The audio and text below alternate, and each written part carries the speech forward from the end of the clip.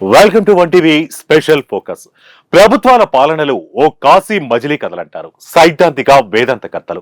అదేంటి అని అడిగితే నవ సమాజ నిర్మాణం, ఆర్థిక సమానత్వం, సంక్షోభ నివారణ అనే పెద్ద పెద్ద మాటలు చెబుతూ జనాలను ప్రలోభాలకు గురి చేసే పార్టీల హామీలని నిజంగానే ఓ కాశీ మజిలీ కథలను గుర్తుకు తెస్తాయనే అభిప్రాయాలు వేదాంతకర్తల్లో వ్యక్తమవుతుంటాయి.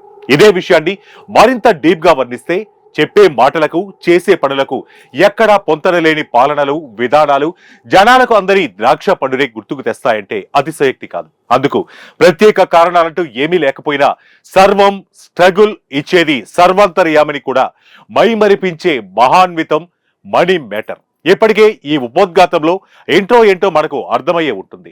డబ్బును సృష్టించిన మానవుడు ఆ డబ్బుకే దాసుడైపోయాడనే వాక్కును నిజం చేస్తూ ఈనాడు ప్రపంచ దేశాలు మనీ మ్యాటర్ మీదే వ్యవహారాలు నడుస్తున్న నగ్న సత్యంపై ఓ ప్రత్యేక కథనం.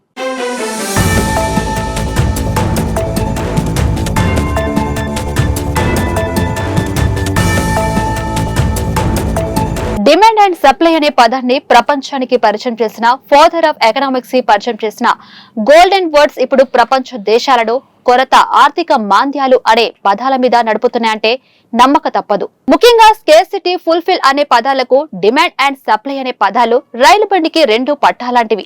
ఇందులో ఏది తగ్గినా అది దేశాల్లో పరిపాలనా విధానంపై పెను ప్రభావాన్ని చూపిస్తుండడంలో సందేహం లేదు. తాజాగా పొరుగు దేశాలు శ్రీలంక, పాకిస్తాన్ లాంటి దేశాలు ఎదుర్కొంటున్న ఫైనాన్షియల్ క్రైసిస్ విషయంలో చెలరేగిన తిరుగుబాటు ఓ వైపు ప్రభుత్వాల పనితీరును సవాల్ చేస్తుంటే, మరోవైపు ఆ దేశ రాజకీయ, ఆర్థిక, సాంఘిక వ్యవస్థలపైన పెను ప్రభావాన్ని చూపిస్తుందనడంలో సందేహం లేదు. ఏ దేశ పౌరుడైనా ఆర్థిక, సామాజిక వ్యవస్థలపైనే ఎక్కువగా ఆధారపడి జీవనాన్ని కొనసాగిస్తాడు. ముఖ్యంగా దేశంలో ఏర్పడుతున్న ఆర్థిక అసమానతలు దేశ పౌరుడి జీవన విధానంపై పెను ప్రభావాన్ని చూపిస్తుందనేది జగమెరిగిన నగ్న సత్యం. మనిషి దైనందిన జీవన విధానంలో గుండు సూది నుంచి మొదలు పెడితే విమాన ఛార్జీల వరకు మనిషి జీవన విధానాన్ని ప్రశ్నిస్తూనే ఉంటాయి. కాకపోతే సగటు మనిషి సంపాదనలో జీవనశైలిని కొన్ని సమయాల్లో సరిపెట్టుకునే విధానాన్ని ఆర్థిక పరిస్థితులు వాటంతట అవే నేర్పిస్తాయంటే నమ్మక తప్పదు. దీనినే వాస్తవ వాడుక భాషలో ధనం, సిరి, డబ్బు అనే పదాలను వాడతాం. డబ్బును సంపాదించే విధానంలోనూ మనిషికి తేడా కూడా కనిపిస్తూనే ఉంటుంది. చేసే పనిని బట్టి ఓ వ్యక్తి జీవనశైలి ఆధారపడి ఉంటుంది. ముఖ్యంగా చేసే పనిని బట్టి వ్యక్తి సంపాదన ఉంటుంది. ముఖ్యంగా విద్య, వ్యాపారం, ప్రైవేట్, పబ్లిక్ వర్క్స్, కూలీ, వర్కర్స్, వృత్తి, వ్యాపారం లాంటి విధానాలు వారి ఆర్థిక పరిస్థితులను శాసిస్తాయంటే నమ్మక తప్పదు. ధనాన్ని సంపాదించడం కొంతమందికి హాబీ అయితే మరికొంతమందికి జీవన్మరణ సమస్య. వీళ్ళనే పేద, మధ్యతరగతి కుటుంబాలుగా విశ్లేషిస్తుంది అర్థశాస్త్రం. ముఖ్యంగా అర్థశాస్త్ర పితామహుడు కనిపెట్టి రచించి సమాజానికి అందించిన జీవనశైలి విధానం అర్థశాస్త్రంలో దాదాపుగా 300లకు పైగా లిఖించబడింది. ముఖ్యంగా సగటు మనిషి జీవన శైలిలో అడ్జస్ట్మెంట్, సరిపెట్టుకునే విధానాన్ని వివరించిన ఆడమ్ స్మిత్ సంతృప్తి, సప్లై అనే మాటలకు రిక్వైర్మెంట్ అండ్ స్కేర్సిటీ అనే పదాలు కొలమానాలుగా చెబుతాడు. ఈ కారణంగానే మనిషి తన కోరికలను తీర్చుకోవడానికి కాలంతో సమానంగా గాలి కంటే వేగంగా కదలాలని ప్రయత్నించడం ఓ మెకానికల్ లైఫ్ గానే ట్రీట్ చేస్తారు ఆర్థిక నిపుణులు. ఇక మరో విషయాన్ని చర్చించుకోవాల్సిన పరిస్థితి ఇక్కడ స్పష్టంగా కనిపిస్తుంది. అవసరాలకు మించిన డబ్బును సంపాదించడం, అవసరాలకు మించిన ఖర్చులు వ్యసనాలుగా మార్చుకోవడం మొదటి రకానికి చెందిన మనిషిగా అర్థశాస్త్రం పేర్కొంటుంది.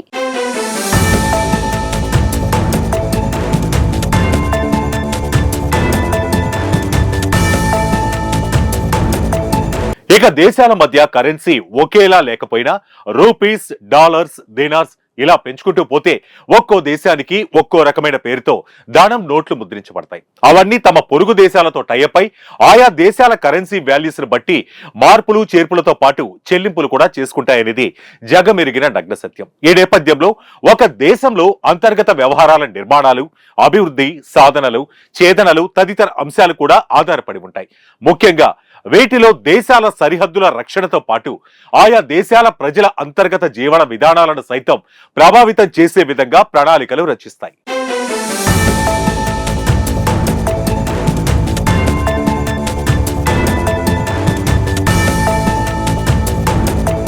ప్రతి మనిషి కష్టపడేది డబ్బులు సంపాదించడానికే.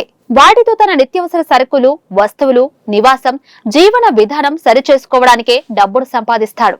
మరో మాటగా చెప్పాలంటే మనిషి బతకాలంటే డబ్బే ముఖ్యమనేది ప్రముఖ ప్రమాణం. దానిని సంపాదించడానికి ప్రభుత్వం ముద్రించి అందుకు సంబంధించిన రిజర్వ్ బ్యాంక్ కు విడుదల చేయడం, అక్కడి నుంచి పలు రాష్ట్రాల బ్యాంకులకు విడుదల చేయడం, లేదా అవే డిపాజిట్ల రూపంలో జమ చేసుకుని వివిధ రంగాల్లో పెట్టుబడులు పెట్టి తద్వారా డబ్బును డబ్బుగా మరింత రెట్టింపు చేసుకోవడం ప్రధాన సూత్రంగా పనిచేస్తుంది. ముఖ్యంగా అర్థశాస్త్ర పితామహుడు చెప్పిన మొదటి నిర్వచనం డబ్బు పిల్లలను కంటుంది అనే నిర్వచనానికి మొదట విశ్లేషణలకు అందకపోయినా తర్వాతి వివరణలోకి వడ్డీలు, చక్రవడ్డీలు అని కిడ్డీ మనీకి పేర్లు పెట్టి తన నిర్వచనాలకు సరైన అర్థాన్నిచ్చాడు ఆడమ్ స్మిత్. ప్రస్తుతం మన దేశంలోనే కాదు ప్రపంచ దేశాల్లో ఆడమ్ స్మిత్ చెప్పిన ఈ నిర్వచనాన్ని ఇప్పుడు తూచా తప్పకుండా పాటిస్తున్నాయి.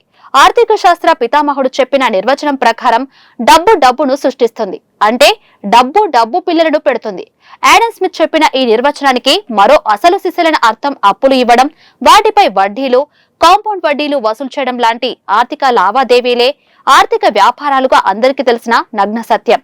ఇది అందరికీ తెలిసిన కరెన్సీని ముద్రించే ప్రభుత్వం వాటిని ప్రజలందరికీ పంచిపెడితే సరిపోతుంది కదా, ఇంకా ఎవరికి ఎలాంటి ఇబ్బందులు ఉండవనేది మనలో చాలా మందికి ఉండే అభిప్రాయం. ఇక వారి కోసమే చివరిగా మరికొంచెం డిస్క్రిప్షన్ ఇవ్వాల్సి ఉంటుంది.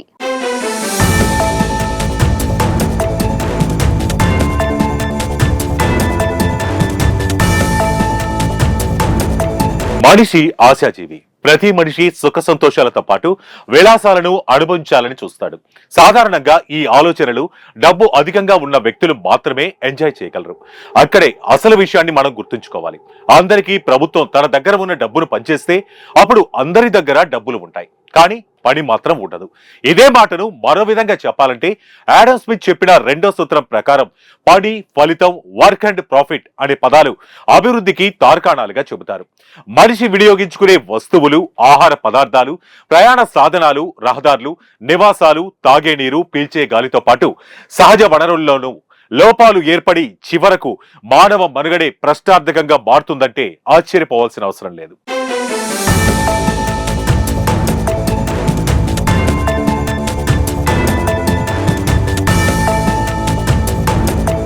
మరో మాటగా చెప్పాలంటే ఉత్పత్తి, కొరత, డిమాండ్ అండ్ సప్లై మీదే మనిషి జీవన విధానం ఆధారపడి ఉంటుందనేది నగ్న సత్యం. ఈ నేపథ్యంలోని అవసరాలను తీర్చేందుకు డబ్బు కావాలి, కానీ అవసరాలకు మించి డబ్బు ఉంటే లేదా ప్రభుత్వమే ముద్రించిన డబ్బును అందరికీ పనిచేస్తే అప్పుడు అందరి దగ్గర డబ్బు ఉంటుంది. వస్తువుల ఉత్పత్తి, వ్యవసాయ ఉత్పత్తి, వ్యవసాయేతర ఉత్పత్తులు, నిర్మాణాలు, ప్రయాణ సాధనాలు, ఇలా చెప్పుకుంటూ పోతే డబ్బు కోసమే ఉత్పత్తులు చేసే మనిషి పని చేయడానికి బద్దకిస్తాడు. అదే డబ్బు అందరి దగ్గర అవసరానికి మించి ఉన్నప్పుడు మొత్తం ఉత్పత్తులే నిలిచిపోతాయి. అంటే అందరూ పల్లకి ఎక్కాలని చూసే వాళ్లే, కానీ దానిని మోసేదెవరు అనే సామెత ఈ సందర్భంగానే మనకు గుర్తు వస్తుంది. సో ప్రభుత్వం ప్రింట్ చేసిన డబ్బు అందరి వద్ద సమానంగానే ఉన్నప్పుడు వినియోగ వస్తువుల ఉత్పత్తులు ఏ రకంగానూ ఉత్పత్తి కావు. మరో మాటగా చెప్పాలంటే పిన్ నుంచి ఫ్లైట్స్ వరకు, వ్యవసాయం నుంచి వ్యయ ప్రయాసాల వరకు అన్ని వేరే ఎవరితోనో చేయించుకోవాలనే ఉద్దేశమే ఉంటుంది, కానీ తనకు తాడుగా కష్టపడాలనే ఆలోచన ఎవరికి రాదనేది వాస్తవం. దాంతో వస్తు ఉత్పత్తులు, వినియోగం, ఆహార ఉత్పత్తులు కొరవడంతో దేశంలో అరాచకం, దొంగతనాలు, దౌర్జన్యాలు, దోపిడీలు, లూటీలు పెచ్చురిల్లిపోతాయి. దీనినే మరింత విపులంగా ఆకలి పెరిగి డబ్బులు ఉన్నా అది తీరే మార్గం లేక ప్రజలు విలవిలలాడిపోతారు. చివరికి అది మరణాలకు దారి తీస్తుందనేది ఆర్థిక ధర్మశాస్త్రాలు ప్రబోధిస్తున్నాయి. ఈ నేపథ్యంలోనే ఈ విధానాన్ని మరింత సూక్ష్మంగా పరిశీలిస్తే పని చేసేవాడు ఒకడైతే పంచిపెట్టేవాడు మరొకడుగా ఉండాలనేది ఆడమ్ స్మిత్ వివరణలో ఒకటిగా తెలుస్తుంది. మరోవైపు పంచిపెట్టడం అనే పదానికి మరో రెండు అర్థాలు కూడా ఉన్నాయి. మొదటిది పబ్లిక్ రంగమైతే రెండోది ప్రైవేట్ రంగాల్లోనే ధనం నిల్వలు, వస్తు ఉత్పత్తికి సరిపడిన నిధులు ఉంటాయి. వాటిని వినియోగ రూపాలకు మార్చే ప్రక్రియలో భాగమే వర్క్ యాటిట్యూడ్ అనేది అర్థశాస్త్ర పితామహుడు ఆడమ్ స్మిత్ వివరణలో ఒకటి. ఇక చివరిగా అందరి దగ్గర సంపద దేశక్షేమానికి మంచిది కాదనేది జింబాబ్వే లాంటి దేశాలు ప్రత్యక్ష నిదర్శనంగా నిలుస్తూ ఉన్నాయి. గతంలోనూ ఈ దేశం ఇటువంటి పరిస్థితిని ఎదుర్కొంది. అవసరం లేకపోయినా కరెన్సీని అధికంగా ప్రింట్ చేసి ప్రజలందరికీ పనిచేసింది. దాంతో ఇక్కడ ఆర్థిక వ్యవస్థ కుప్పకూలిపోయింది.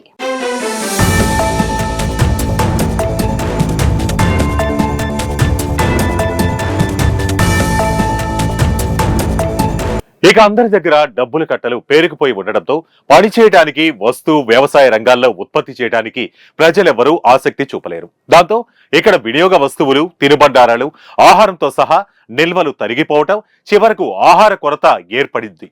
దాంతో చివరకు మిగిలిన కొద్దిపాటి నిల్వలపై అధిక భారం పడుద్ది. ఇక్కడే ఆడమ్ స్మిత్ చెప్పిన ముఖ్యమైన సూత్రం డిమాండ్ అండ్ సప్లై అత్యవసరమైపోయింది.